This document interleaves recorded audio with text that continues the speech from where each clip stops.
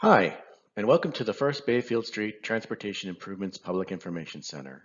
My name is Lauren Polonsky, and I'm a senior environmental planner for this important study that will explore both potential short-term and long-term improvements on Bayfield Street between Grove Street and Hanmer Street at the Barrie city limits. Before I provide an overview of the Bayfield Street Transportation Improvement Study, the City of Barrie would like to acknowledge the traditional territory of the Anishinaabe people, which include the Odawa, Ojibwe, and Potawatomi nations collectively known as the Three Fires Confederacy, as well as the Wendat Nation who occupied these lands prior to the middle of the 17th century. The city is dedicated to honoring Indigenous history and culture and recognize the enduring presence of Indigenous peoples on this land, and are committed to moving forward in the spirit of reconciliation and respect with all First Nations, Métis, and Inuit people. This study will be completed under the Municipal Class Environmental Assessment, or EA, process. The Class EA process is an informed decision-making process to evaluate alternatives, assess potential impacts, and identify measures to avoid or reduce project impacts. When we assess the potential environmental impacts of a project in the EA process, we don't just consider the natural environment. We also consider other factors like economic, social, and cultural factors, so that the EA process is all-encompassing. As noted on the previous slide, this study is being undertaken as a Schedule C Municipal Class EA, which includes 4 key phases. Phase 1 defines the opportunities and challenges. Phase 2 includes looking at different ways to address those transportation challenges and opportunities, which could include things like improving intersections, widening roads, adding cycling and pedestrian infrastructure, etc. Phase 3 focuses on what those improvements identified in Phase 2 will generally look like and where they might go. Phase 4 documents the study process. We are currently finishing up Phase 1, where we developed a study area profile, conducted a background review, completed a traffic study of the area, engaged key stakeholders and residents, and prepared a need and justification report. Now you will note that there are lots of ways to participate in the Bayfield Street Transportation Improvement Study, and we will detail that later in the presentation. First off, it's important to note that the Ministry of Transportation, or MTO, plans to reconstruct and widen Bayfield Street from Grove Street to Coulter Street to 6 lanes and build a new Highway 400 interchange and crossing. MTO's project will begin the detailed design phase later this year, and we expect that they'll provide updated construction timelines in the coming months. These MTO improvements require the city to implement transportation improvements on Bayfield Street from Coulter Street to Cundles Road in the near term and coordinate with the MTO on including active transportation improvements within their project limits from Grove Street to Coulter Street. As a result, the city is studying both near-term needs and establishing a long-term vision for the corridor with consideration for all travel modes. The figure on this slide illustrates MTO's planned interchange replacement and associated Bayfield Street improvements. The Bayfield Street Transportation Improvement Study will assess and identify a number of near-term improvements, including 1, active transportation improvements to integrate with MTO's Highway 400 interchange project between Grove Street and Coulter. 2, auto capacity and active transportation improvements between Coulter Street and Cundles Road. 3, interim active transportation improvements between Cundles Road and Hanmer Street at the Barrie city limits. And 4, localized intersection improvements at Bayfield and Grove Street.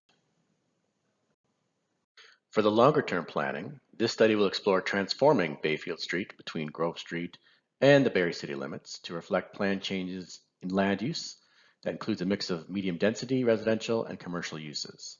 This plan will embrace complete street principles that promote an enhanced pedestrian and cyclist-friendly street while balancing the role this corridor plays as a regional connector.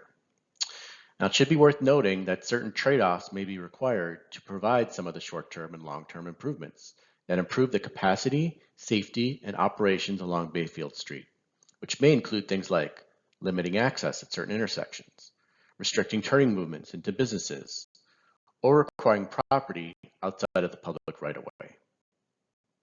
While difficult to see, the Bayfield Street transportation improvements are conceptually identified in Barrie's most recent transportation master plan. This transportation master plan is essentially the city's future transportation blueprint and reflects the city's changing transportation needs and evolution. The city's transportation master plan identifies the need to widen Bayfield Street to 7 lanes, including consideration for high occupancy vehicle lanes or HOV lanes and cycling infrastructure by 2041. This study will reconfirm those needs in consideration of the current built environment and existing conditions. For those of you who might have used Bayfield Street for shopping or to access Highway 400, you likely have experienced traffic issues along Bayfield Street between Grove Street and Cundles Road. There's typically significant congestion along Bayfield Street, resulting in several queues that can spill onto Highway 400. What this means is that at peak hours, particularly during the afternoon rush, large amounts of traffic that are trying to get off of the highway and move north on Bayfield Street start to fill up the ramp and then spill back onto Highway 400, which can create a safety issue. During this study, we will be looking at ways to ensure there's enough capacity on Bayfield Street to improve traffic operations, especially at those locations highlighted in yellow on the map. Now, based on the preliminary traffic results completed thus far for this study, we've identified at least 5 intersections along Bayfield Street between Grove Street and Hamner Street that currently experience high levels of congestion or queuing. Again, the Bayfield Street Transportation Improvement Study will examine various strategies and designs to address these significant pinch points, to address the congestion issues outlined on the previous slide. It's worth remembering that while lots of people drive along Bayfield Street, there are also a significant number of residents who depend on transit to access key destinations along Bayfield Street. As a result, the Bayfield Street Transportation Improvement Study will examine ways that will make it easier for residents to access local transit services along Bayfield Street, while making it easier, safer, and more efficient to operate buses. And as we've discussed, this study will also explore opportunities to enhance walking and cycling along Bayfield Street so that all road users benefit, not just those who drive. Another important point is that a large portion of the corridor shown here is designated in the city's official plan as mixed use, which will combine the retail and residential uses, creating higher demands for things like transit, cycling, and walking. While Bayfield Street will still be car-oriented in the future, it will be lesser so as new growth develops. Throughout this study, we will conduct various desktop reviews and field studies, including traffic, cultural heritage, archaeological, natural environment, noise, air quality, and soil contamination studies. These discipline studies will help to identify key features, opportunities, and constraints in which the Bayfield Street transportation improvements will be evaluated to identify the best solution that meets the needs of the community. As part of the Bayfield Street transportation improvements, a transportation analysis is being conducted to establish a complete picture of existing and projected traffic conditions along Bayfield Street. This analysis will include an active transportation and transit assessment to better understand the needs and opportunities for pedestrians, cyclists, and bus passengers. A cultural heritage assessment was recently completed for the study to establish the historical context of the study area, identify known and potential heritage properties, and develop an inventory of built heritage resources and cultural heritage landscapes. The results of this assessment indicate 9 potential cultural heritage resources within the study area. Potential impacts on the cultural heritage resources will be assessed once the recommended Bayfield Street design is selected later in this study. Stage 1 archaeological assessment was also recently completed to evaluate the archaeological potential for Indigenous and 19th century sites within the study area.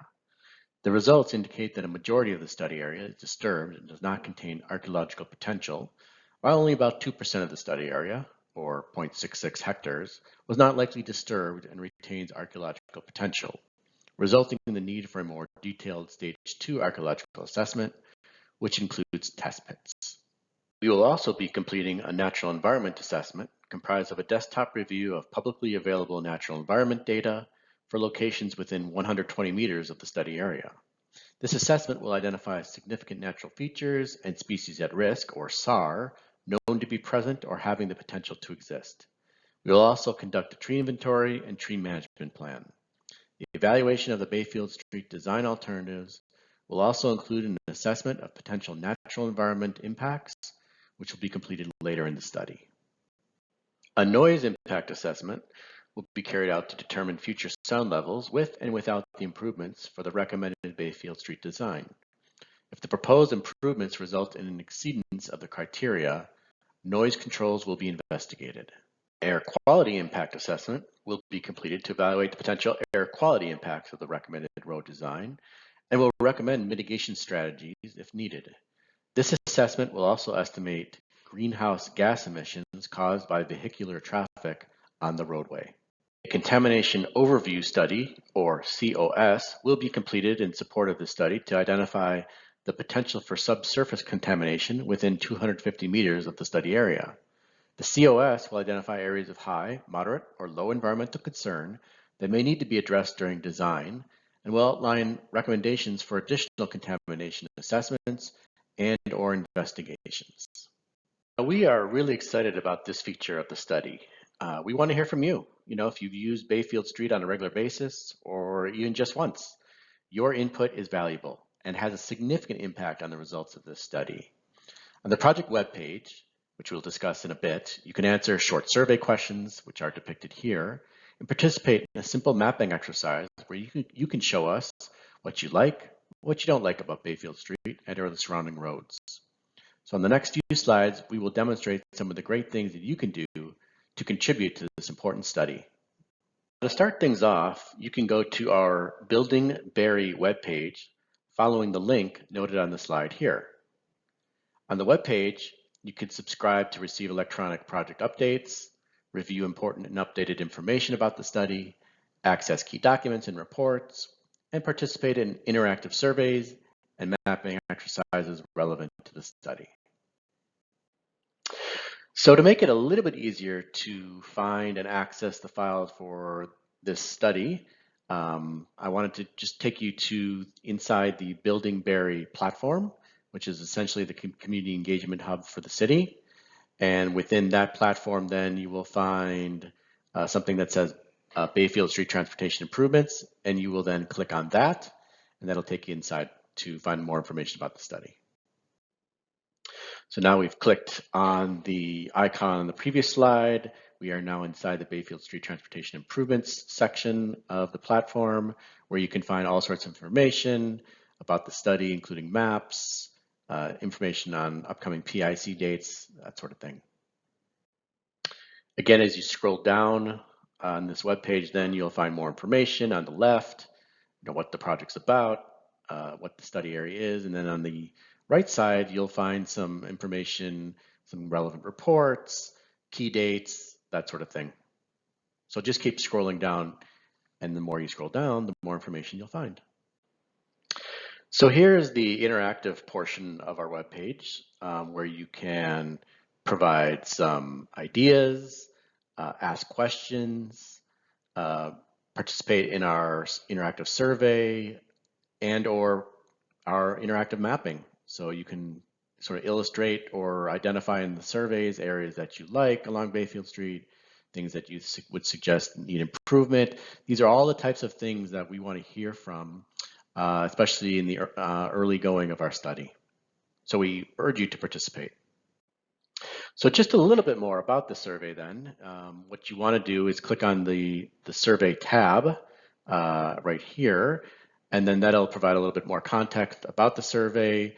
And then we'll ultimately click on this, which will take you into the very short survey. So again, we'd really, really appreciate it if you can participate in this survey. It'll provide us a lot of information that's going to be valuable for us. So here is the mapping exercise that we just talked about. Essentially, you'll want to click on the map tab at the top here, and then it'll take you into an actual map of the study area. You can zoom in, you can zoom out, but essentially the goal is to place a pin along the corridor, the Bayfield Street corridor or adjacent roads, and identify essentially things that you like, things that maybe could improve. Again, all of this is valuable feedback that will be taken into consideration for the study. So in addition to the virtual engagement opportunities that we've discussed earlier, we're also going to be hosting 2 additional public information centers at key milestones and engage stakeholders and Indigenous communities who might have a special interest in this study. And don't be surprised to see us at pop-up events this year at places like East Bayfield Community Center and really throughout Barrie, as we are really excited to make this study a community priority.